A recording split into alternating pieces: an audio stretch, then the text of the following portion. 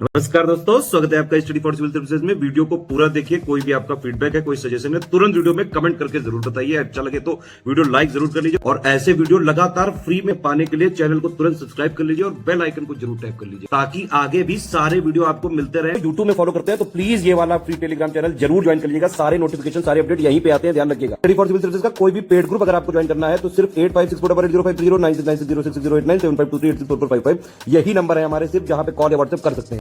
Instagram पे हमारा page जरूर फॉलो कर लीजिएगा, स्टडी फॉर सिविल .सर्विसेज है।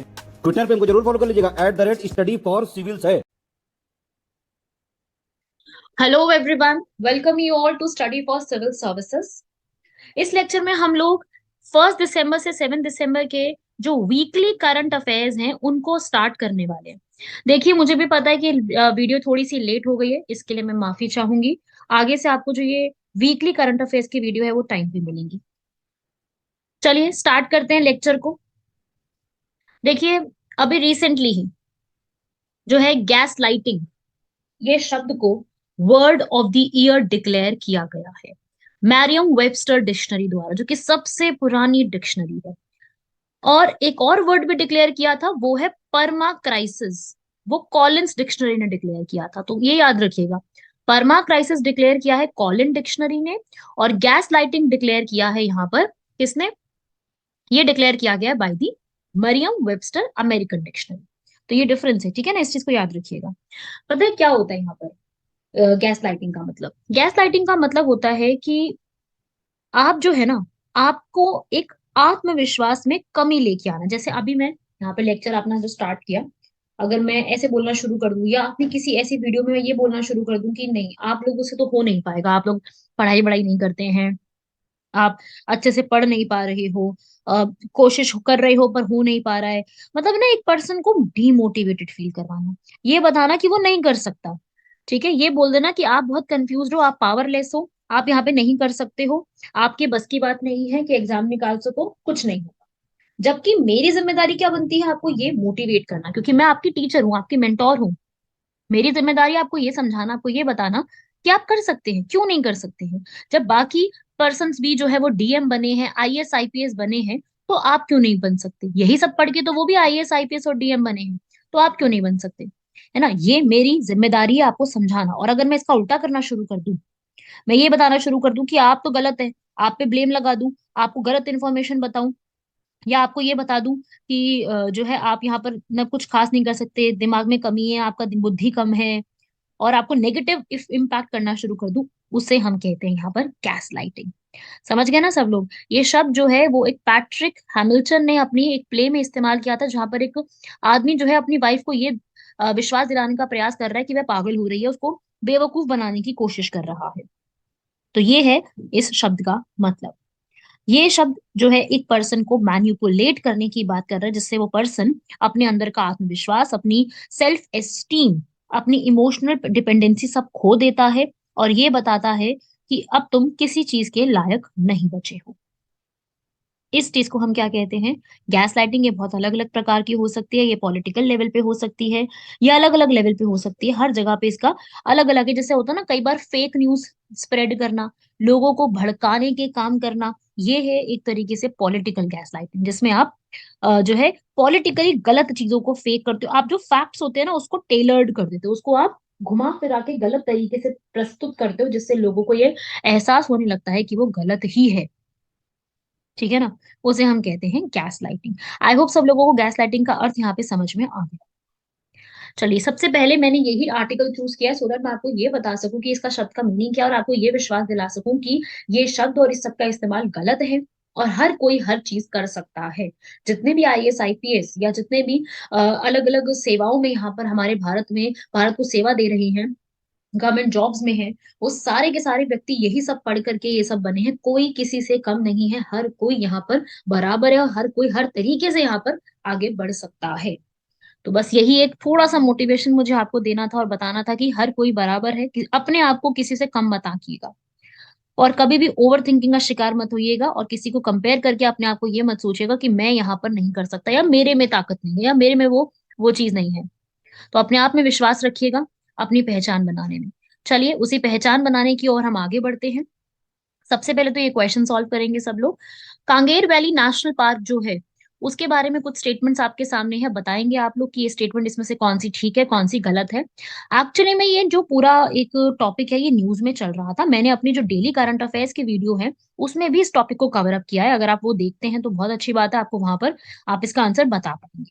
जो नहीं देखते हैं वो देखिए उस वीडियो को भी। और यहाँ पर मैं आपको बता दूं Kanger valley national park news में है, ठीक है ना। तो इसके बारे में क्यों न्यूज में है ये भी बता देती हूँ मैं आपको कि यहाँ पर 200 बर्ड्स का अभी रिसेंटली सर्वे किया गया है और पहली बार स्टेट लेवल पे सर्वे यहाँ पर परफॉर्म किया गया है। तो कहाँ पे है ये कांगेर वैली नेशनल पार्क? ये है छत्तीसगढ़ में। छत्तीसगढ़ में ये लोकेटेड है। और इसका जो नाम आया है वो कांगेर रिवर, क्योंकि इसके पास कांगेर रिवर जो है वो फ्लो करती है, वहीं से नाम आया है। और इसके पास तीरथगढ़ वाटरफॉल्स, बहुत एग्जाम के लिए इंपॉर्टेंट है तीरथगढ़ वाटरफॉल्स।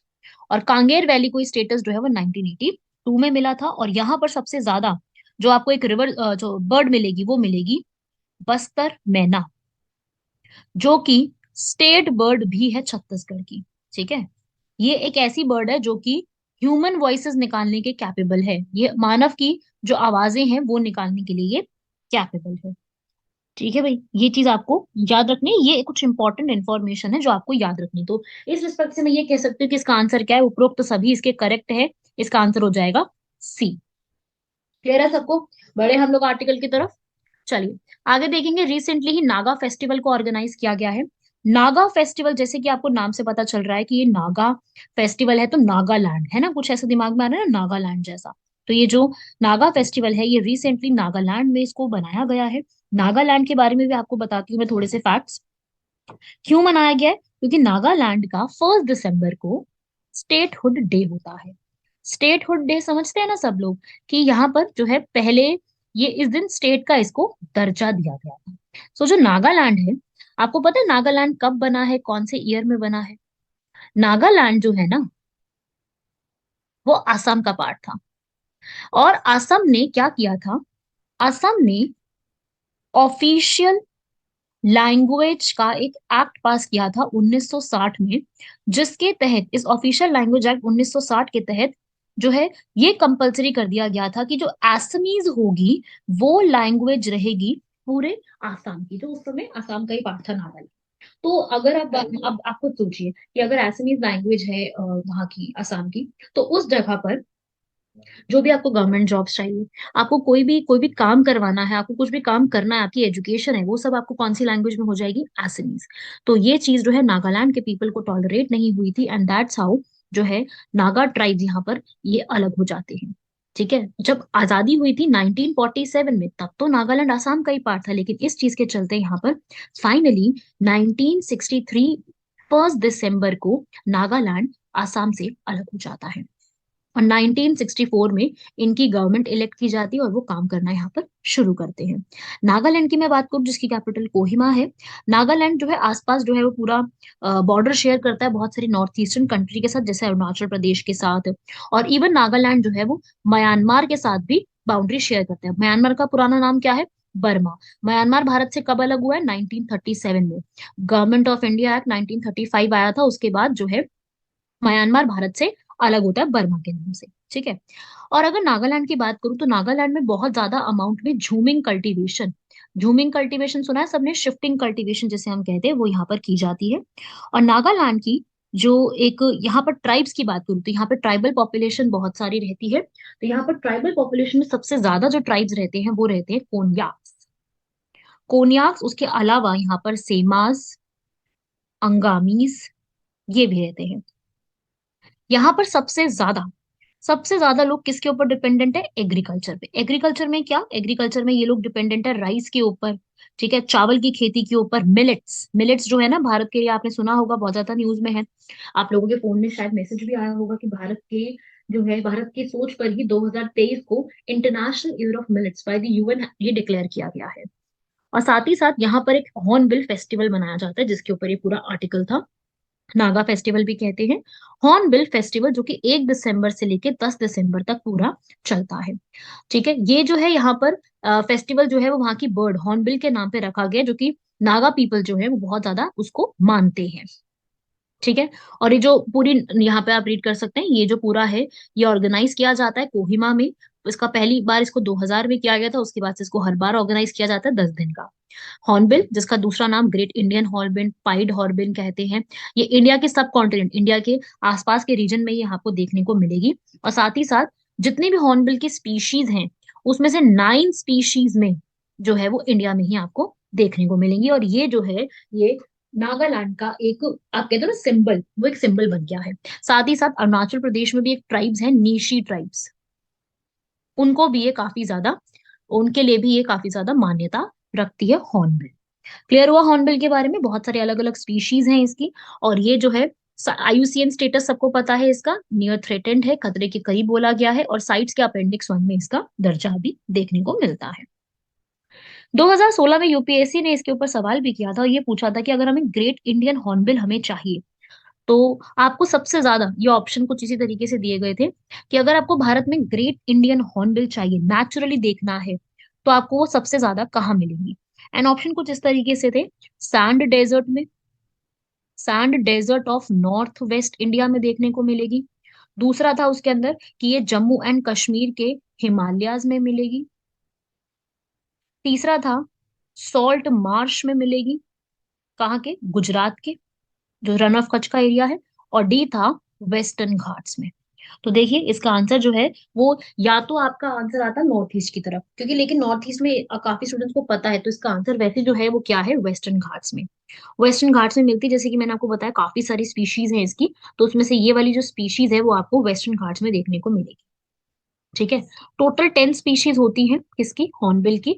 9 आपको भारत में मिलेंगी, 9 में से 4 स्पीशीज जो है इनकी वो आपको वेस्टर्न घाट्स में मिलेंगी। इन तीनों जगह में कहीं पर भी हॉर्नबिल नहीं मिलती है।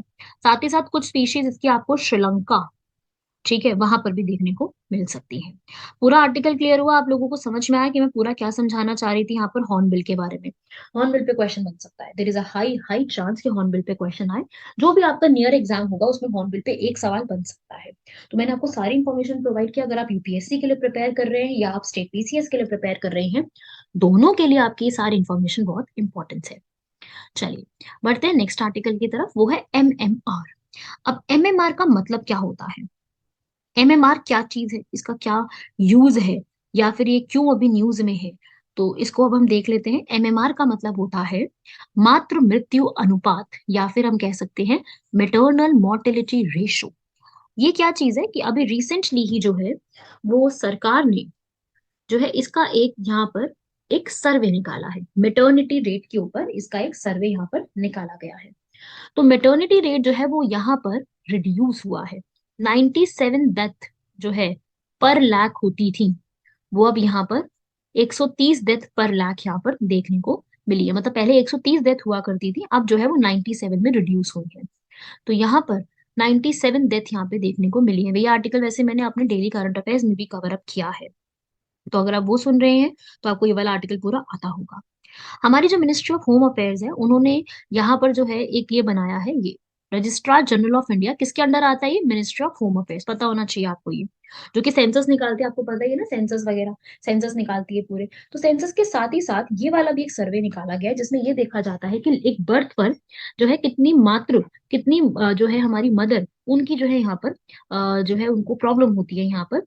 तो प्रेगनेंसी के समय जो है उनकी डेथ अगर हो रही है तो वो यहाँ पे काउंट किया जाता है।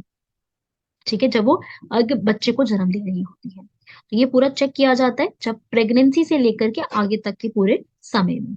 और यहाँ पर इंडिया ने इस चीज को जो है यहाँ पर काफी ज्यादा कोशिश करी है कि ऐसी चीजों को हम बहुत ज्यादा कम कर सकें, क्योंकि जो हमारी पॉलिसीज बनाई गई हैं, हेल्थ पॉलिसीज हैं, वो इसके ऊपर बहुत काम करती हैं। और सरकार ने भी बहुत सारे इसके ऊपर सेवा प्रोग्राम स्टार्ट किए हैं, जैसे कि मैं एक एग्जाम का यहाँ पर अगर बताऊं तो एक पॉइंट है जननी सुरक्षा योजना। इसमें क्या होगा, जो एक जब भी डिलीवरी हो जाएगी उसके बाद यहाँ पर जो है वो एक मदर्स को कैश ट्रांसफर जैसी सुविधा उपलब्ध करवाई जाएगी। इसी तरीके से लक्ष्य 2017 का प्रोग्राम, जिसमें क्या होगा कि जो भी बेबीज हैं और उनकी मदर्स हैं उन लोगों को यहाँ पर जो है care, extra care, labour room तक जाने की पूरी केयर वो यहाँ पर प्रोवाइड की जाएगी। ऐसे ही एक स्कीम है सुमन। सुमन क्या स्कीम है, इसका फुल फॉर्म क्या है, सुरक्षित मातृत्व आश्वासन, ये प्रोग्राम यहाँ पर स्टार्ट किया गया, जो यही है कि एक हेल्थ केयर को यहाँ पर दिया जाएगा जीरो कॉस्ट के ऊपर। हेल्थ केयर हर चाइल्ड को, उनके न्यूबॉर्न बेबी को दी जाएगी, वो भी जीरो कॉस्ट पर। तो इस तरीके से सरकार ने काफी कोशिशें करी हैं, काफी एफर्ट्स किए हैं, ताकि सरकार जो है यहाँ पर वो हर एक मातृत्व को न्यूट्रिशन प्रोवाइड कर सके और साथ में केयर प्रोवाइड कर सके, और उनके बच्चों को भी। तो ये आप याद रखिएगा, अभी इनका आंकड़ा जो है वो काफी पहले से इम्प्रूव हुआ है। बढ़ते हैं नेक्स्ट आर्टिकल की तरफ। ये आर्टिकल न्यूज में था ज़ॉम्बी वायरस के ऊपर। ज़ॉम्बी वायरस जो है फ्रांस के साइंटिस्ट ने बताया, जैसे कि हम जानते हैं हम एक वायरस से पहले इतना ज्यादा लड़ चुके हैं, कोरोना वायरस, इतनी जाने गई, इतना कुछ हमने झेला इसके अंदर। अब एक नए वायरस की शुरुआत यहाँ पर देखने को मिल रही है, जो कि और ज्यादा जो है वो परेशानी दे सकता है। मतलब हम पहले ऑलरेडी एक वायरस को झेल चुके हैं, और अब यहाँ पे यूरोप के रिसर्चर्स ने एक नए वायरस को हमें यहाँ पर बताया है, जिसका नाम है ज़ॉम्बी वायरस। और ये रशिया की फ्रोजन लेक से शुरुआत हो सकता है। और साथ ही साथ ये जो लेक है, इतनी पुरानी लेक है, 48,500 ईयर ओल्ड, ये ज़ॉम्बी वायरस जो है वो निकल के आ सकता है, ऐसा कहा गया है। मतलब ना ही आए तो अच्छा है, वरना इतना बुरा हाल ऑलरेडी हमारा हो गया है। पता नहीं इस तरीके की चीजें कब जो है वो जा करके रुकेंगी। तो ये एक याद रखिएगा, इस तरीके से ये जो है एक वायरस जो है वो यहाँ पर देखने को मिला है। नेक्स्ट बढ़ते हैं पर्सनालिटी राइट्स। पर्सनालिटी राइट्स क्या चीज है? रिसेंटली ये जो है वो यहाँ पर ये न्यूज में टर्म आ गई है पर्सनालिटी राइट्स के ऊपर। तो इसलिए मैंने यहाँ पर बताया कि भाई ये क्या चीज होती है। ये एक पर्सन का अधिकार होता है, ये एक पर्सन का अधिकार है। क्योंकि क्या हुआ था, कोई एक पर्सन जो है अमिताभ बच्चन का नाम, उनकी इमेज, उनकी वॉइस का इस्तेमाल करके गलत तरीके से यहाँ पर उनके राइट्स का इस्तेमाल कर रहा था। तो वही है पर्सनालिटी राइट, कि आप अपनी प्रिवेसी, अपनी प्रोटेक्शन को आप यहाँ पर खत्म नहीं कर सकते हो। आपकी यहाँ पर पर्सनालिटी जो भी है वो आप जो है, आपको जो भी ऐसी पर्सनालिटीज हैं, बड़ी बड़ी रिनाउंड सेलिब्रिटीज है, लेजेंड्स हैं, उनको यहाँ पर जो है एक रजिस्टर कराना होगा, जिसके तहत उनकी कोई भी, उनकी फोटो, उनका नाम, उनकी वॉइस, उनसे जुड़े हुए जितनी भी चीजें हैं, वो कोई भी मिसयूज नहीं कर सकता है। एड कंपनीज यहाँ पर अपनी सेल को बढ़ाने में इस्तेमाल उसको नहीं कर सकती हैं। तो यही है हमारे राइट्स यहाँ पर। ठीक है, तो ये आप याद रखेंगे, इस तरीके से ये आपकी प्रिवेसी को बना के रखने में कामयाब होते हैं। जैसे कि हम जानते हैं हमारा आर्टिकल 21 भी कहता है, हमारा आर्टिकल 21 जो है वो राइट टू प्रिवेसी की बात करता है, बिल्कुल बात करता है इस चीज की।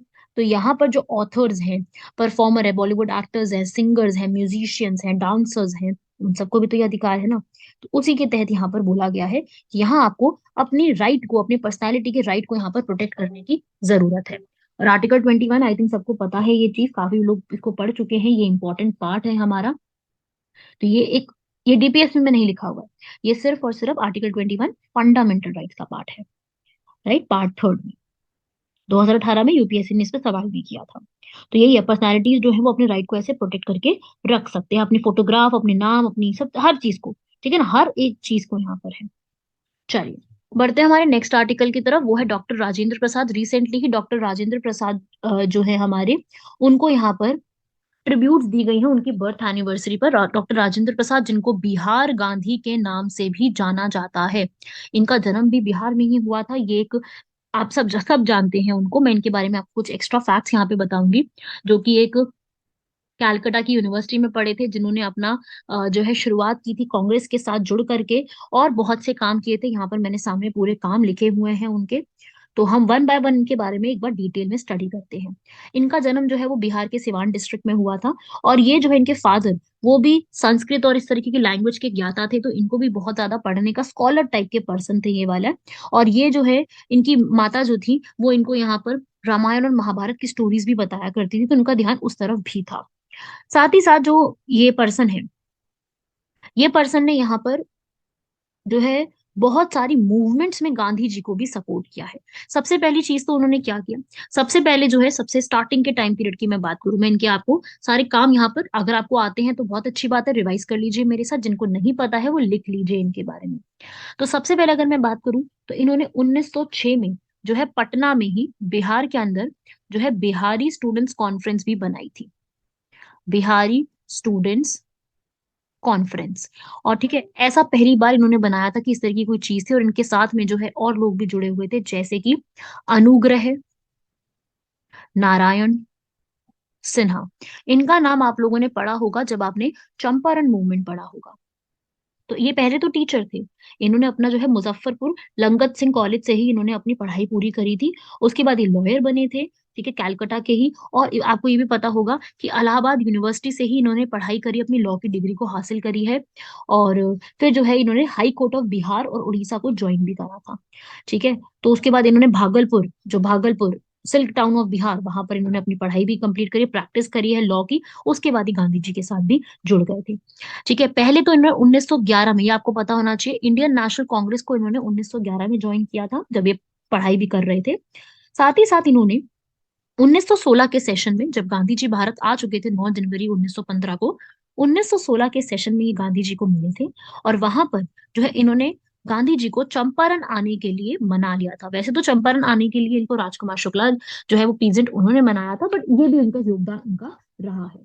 फिर उसके बाद गांधी जी के साथ जुड़ करके इन्हें सब कुछ इन्होंने यहाँ पर आगे काम किया। इन्होंने अपने बेटे मृत्युंजय प्रसाद को भी यहाँ पर पढ़ाई से हटवा के बिहार विद्यापीठ में यहाँ पर जो है वो लगाया था। बिहार विद्यापीठ वही एक कॉलेज जो कि भारतीय मॉडल के अनुसार बना हुआ है, ठीक है। तो ये सब जो है आप याद रखिएगा। इन्होंने बहुत सारे आर्टिकल्स भी लिखे। मैं आपको वो बातें नहीं बताऊंगी इसमें जो बातें आपको ऑलरेडी पता है, ठीक है। मैं आपको इनमें एक्स्ट्रा फैक्ट्स बता रही हूँ। ये पर्सन जो है, ये यहाँ पर जो है इन्होंने एक सर्च लाइट देश ऐसे करके इन्होंने जो है पेपर्स को भी लिखा है। जब अर्थक्वेक भी आया था बिहार में, तब इनको जो है इन्होंने बहुत लोगों की यहाँ पर मदद भी करी थी। इन्होंने चंपारण सत्याग्रह अनुग्रह नारायण सिन्हा के साथ यहाँ पर रह करके काफी काम किया था। ये जो है 1934 के बॉम्बे सेशन में, वेरी इंपॉर्टेंट, क्या बने थे, प्रेसिडेंट भी बने थे, ठीक है। इनको अरेस्ट भी कर लिया गया था 1942 की क्विट इंडिया मूवमेंट के तहत, और इनको बांकीपुर सेंट्रल जेल जो है वो भेज दिया गया था। और फिर जब यहाँ पर, जब हमारा देश आजाद होता है, तब भी ये फर्स्ट प्रेसिडेंट बनते हैं। साथ ही साथ 1946 में जो हमारी पूरी की पूरी कॉन्स्टिट्यूंट असेंबली थी, संविधान सभा, उसके भी ये प्रेसिडेंट बनते हैं। और जब इंटरिम गवर्नमेंट बनाई गई थी, पढ़ा है सब लोगों ने, जो इंटरिम गवर्नमेंट है वो 2 सितंबर 1946 में, जो ब्रिटिश इंडिया से इंडिपेंडेंस की तरफ हम जा रहे थे, उसी में एक इंटरिम गवर्नमेंट बनाई गई थी। और इस इंटरिम गवर्नमेंट में ये फूड प्रोसेसिंग मिनिस्टर के रूप में शपथ भी लेते हैं। फूड एंड एग्रीकल्चर डिपार्टमेंट को भी ये संभालते हैं। तो ये आपको इनके बारे में फैक्ट्स याद रखने हैं। इन्होंने पूरा वर्ल्ड भी घूमा है, बहुत सारी जगह पे इन्होंने जो है वो काम भी करे हैं।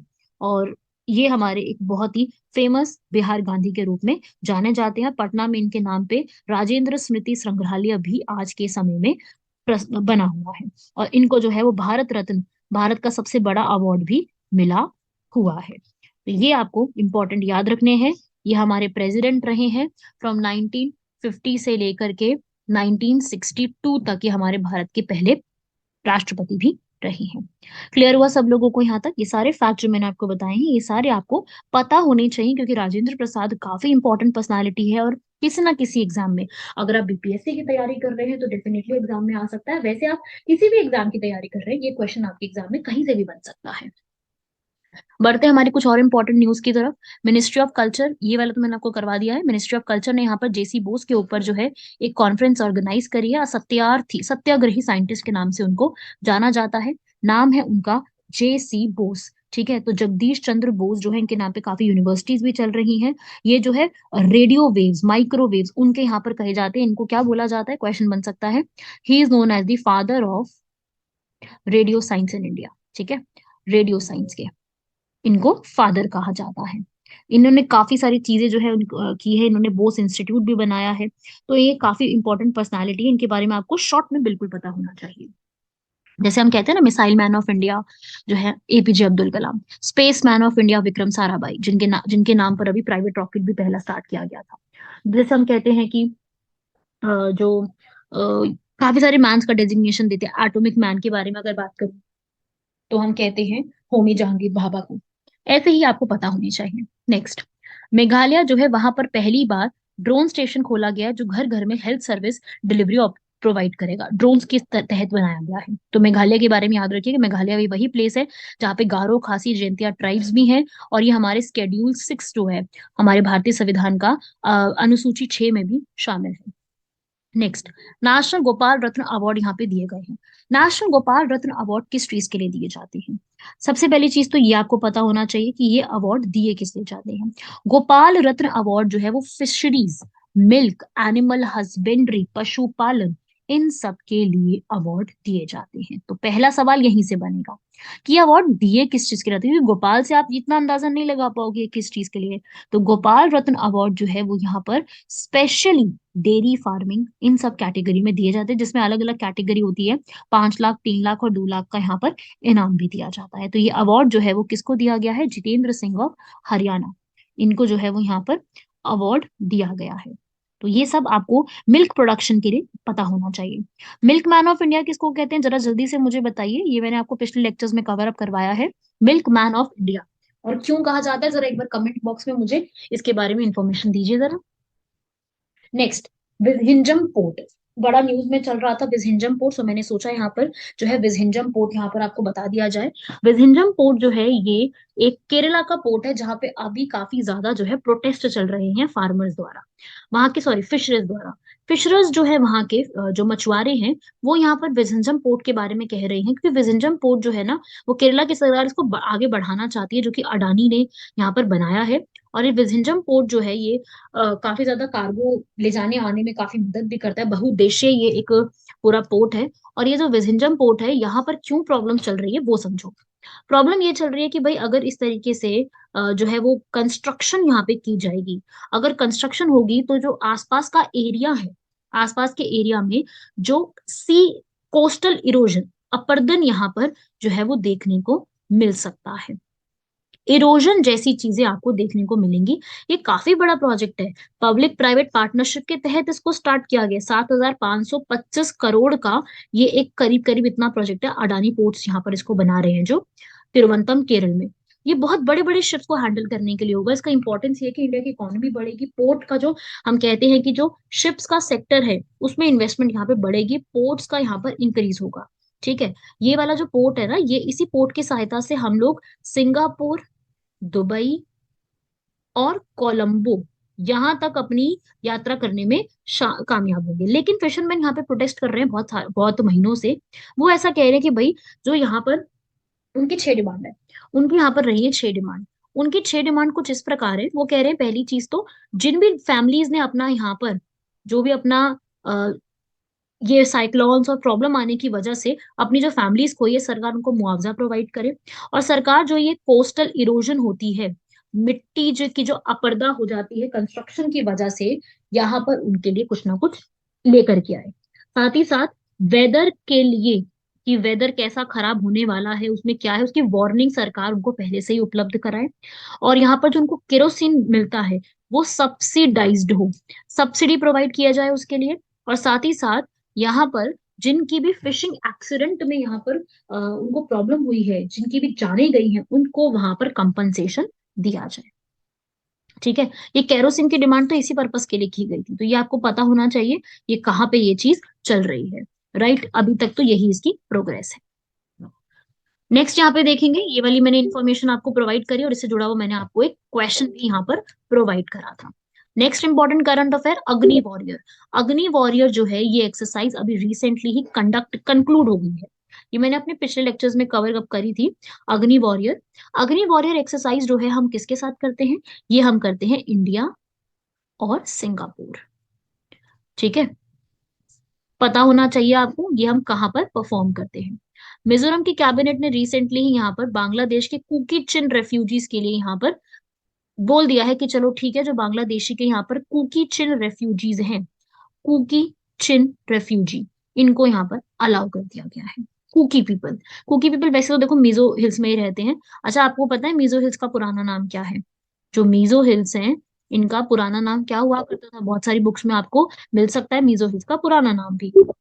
वो होते हैं, मतलब उनका पुराना नाम हुआ करता था लुशई हिल्स। किसका पुराना नाम? मिजो हिल्स का। ठीक है, चलो मैं थोड़ा सा पहले बता देती हूँ कुकी चिन लोगों के बारे में, जिनके बारे में ये पूरा आर्टिकल चल रहा है। कुकी चिन जो है ये एक जो है ज्यादातर आज के समय में नॉर्थ ईस्ट इंडिया में, ये नॉर्थ ईस्ट इंडिया में आपको मिलेंगे, साथ ही साथ बांग्लादेश और म्यांमार।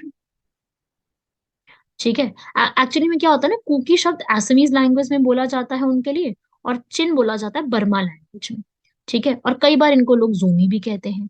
तो बात तो वही है, कुछ बड़ी बात नहीं है, वही वही सेम चीज चल रही है। तो कुकी चिन जो है वो मीजो का एक ट्राइबल पीपल है जो यहाँ पे रहते हैं। तो यही इनको रेफ्यूजीज जो हैं वो यहाँ पर, उनको बोला गया है कि वो यहाँ पर मिजोरम की सरकार ने अप्रूव कर दिया है कि चलो ठीक है, यहाँ पर जो है वो लोग रह सकते हैं यहाँ पर आके। तो ये है पूरा मामला इसका। उनको यहाँ पर आने की अनुमति दे दी गई है। कितने, करीब 200 है ये रेफ्यूजीज पीपल, जो कि मिजोरम के लोंगथाई डिस्ट्रिक्ट में यहाँ पर आ गए हैं। बांग्लादेश की सरकार ने उनके अगेंस्ट कुकी चिन ऑपरेशन लॉन्च किया, जिससे उनको यहाँ से हटा दिया गया। और बहुत सारे, हो सकता है कि आगे आने वाले और समय में भी यहाँ पर रेफ्यूजीज यहाँ पर आए। अभी फिलहाल के लिए यही वाले रेफ्यूजीज है। 200 से ज्यादा जो है वो आ चुके हैं यहाँ पर। तो ये था पूरा आर्टिकल जो आपको पूरा पता होना चाहिए। नेक्स्ट क्वेश्चन सॉल्व करेंगे सब लोग यहाँ पर पहले। ये भी एक्चुअली न्यूज में चल रहा था, मैंने आपको ये क्वेश्चन के फॉर्म में दे दिया। जितनी भी चीजें मैं आपको क्वेश्चन के फॉर्म में भी पूछ रही हूँ वो न्यूज में चल रही है, इसलिए मैंने आपको क्वेश्चन के फॉर्म में भी कई बार पूछ लिया। तो कामकाचा पेनिनसुला, ये न्यूज में प्लेस चल रही है, कामकाज का पेनिनसुला। कामकाज का पेनिनसुला न्यूज में क्यों चल रहा है? क्योंकि यहाँ पर अभी क्या इरप्ट हुआ है, वॉल्केनो। यहाँ पे वॉल्केनो इरप्शन होने की वजह से ये न्यूज में चल रहा है। 2 वॉल्केनो रिसेंटली ही यहाँ पर इरप्ट हुए, 2 एक साथ, 6 हैं टोटल, 6 में से 2 हो गए, हो सकता है आगे आने वाले समय में और भी हो जाए। तो कामकाज का कहाँ पे अलाई करता है, रशिया। वो रिंग ऑफ फायर पढ़ा है सब लोगों ने वॉल्केनो की टॉपिक में। तो वो रिंग ऑफ फायर का जो रीजन है, वहां पे ये कामकाज का पेनिनसुला देखने को मिलता है। और ये वो वाला एरिया है जहाँ पे बहुत ज्यादा अमाउंट में आपको भूकंप, आपको जो है ये वॉल्केनो, ये जो ज्वालामुखी होते हैं, ये बहुत ज्यादा देखने को मिलते हैं पूरे के पूरे पैसिफिक ओशन में। इस पूरे पेनिनसुला में आपको करीब 29 वॉल्केनो मिलेंगे इस कामकाज का पेनिनसुला में, जिसमें बहुत कम पॉपुलेशन रहती है। मतलब फ्लोरा फौना बहुत कम है यहाँ पर। लेकिन वही है कि ये एरिया तो है ही ना ऐसा। उसके साथ ही साथ 2 इसके साथ और वॉल्केनो भी हैं। कौन कौन से हैं, एक वोल्केनो नाम लिख लीजिएगा, आ सकता है इनको, क्लूचस काव्या, और दूसरा है शिवेलुच। ये सब जो है वो काफी ज्यादा एक्टिव वोल्केनो है रशिया के आसपास के, जो साथ ही में ही इनके भी इरप्ट होने की संभावना जताई गई है। तो यही आपसे सवाल पूछा जाएगा, कामकाज का पेनिनसुला कहाँ पे है, या अलग से जो और नाम बताए हैं वो भी आ सकता है। या फिर आ सकता है कि आपको ऐसा दे दें कुछ, जैसे मैंने एक क्वेश्चन यहाँ पे बनाया, मैं आपको बताती हूँ। जैसे आपको कुछ ऐसा सवाल दे दिया इन्होंने, कामचाटका,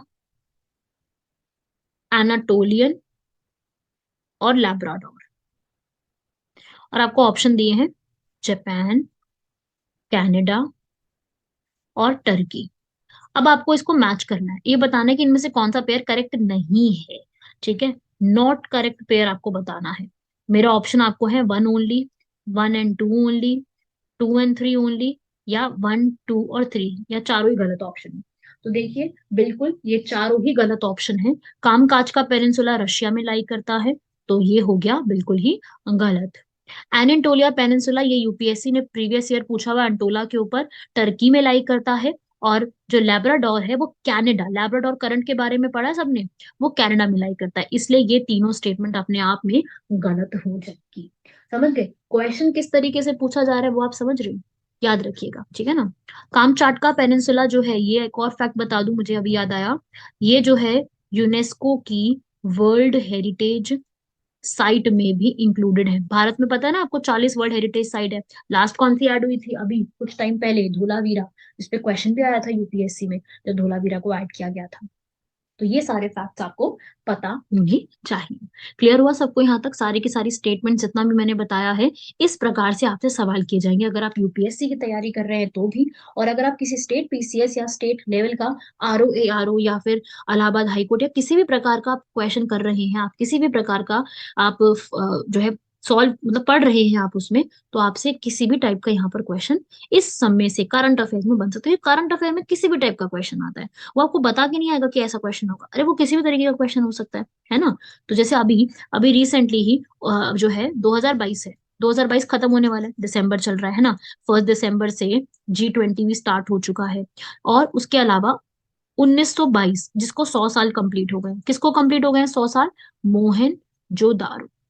तो आपको मोहनजोदारो जो है एंशियंट हिस्ट्री में जरूर पढ़ के जाना है। क्यों? क्योंकि इसको 100 साल कंप्लीट हो गए हैं पूरे पूरे इस इवेंट को। तो आपसे इससे भी सवाल किया जा सकता है। तो जिस चीजों को 100 साल हो गए हैं या जिस चीज को 50 साल, 1962 और अभी 2022, 1962 में इंडिया चाइना वॉर, इंडिया और चाइना वॉर को 50 साल कंप्लीट हो गए। हो सकता है इस पे क्वेश्चन आ जाए इस बार।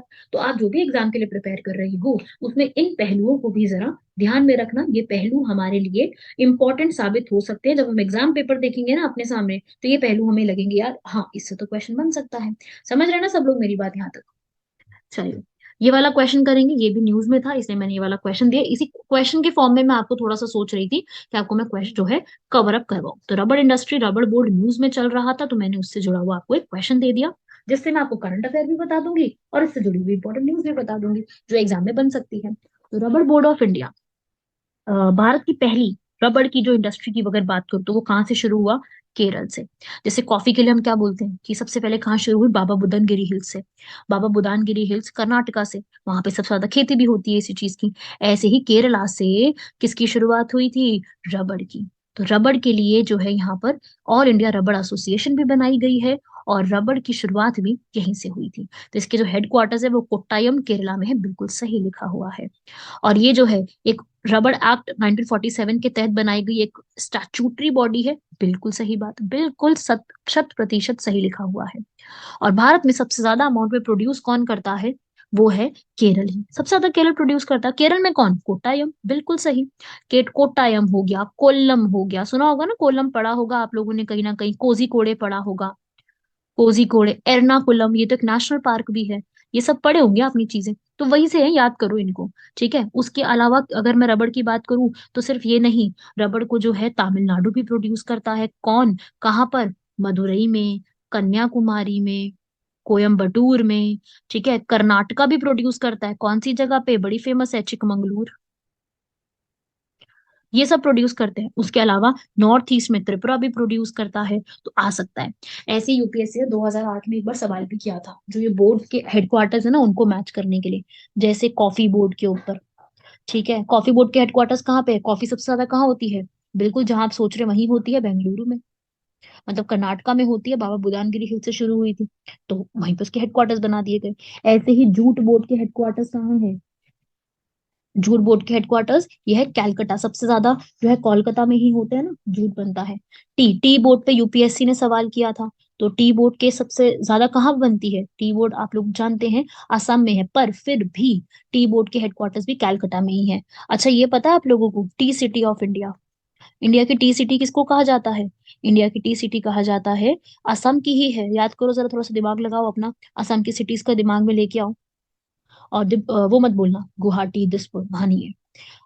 टी सिटी जहाँ पे सबसे ज्यादा टी प्रोड्यूस होती है भारत की। और दार्जिलिंग तो बिल्कुल मत सोचना। कई स्टूडेंट्स क्या होते हैं, दार्जिलिंग सोचते हैं, और जबकि दार्जिलिंग ना आसाम में है भी नहीं, वो वेस्ट बंगाल में है। ठीक है ना, तो कंफ्यूज मत होना बिल्कुल भी। तो टी सिटी कहा जाता है भाई, मैं सस्पेंस तोड़ देती हूँ, लिख लीजिए, डिब्रूगढ़। ठीक है। टी से याद आया मुझे, ट्री। ट्री सिटी किसको कहते हैं? हैदराबाद, तेलंगाना। इस तरीके से आपको ये याद रखनी है। तो टी बोर्ड के हेडक्वार्टर्स भी वही है। ऐसे टोबैको बोर्ड, टोबैको बोर्ड के हेडक्वार्टर्स कहाँ पे हैं? यह है गुंटूर, आंध्र प्रदेश।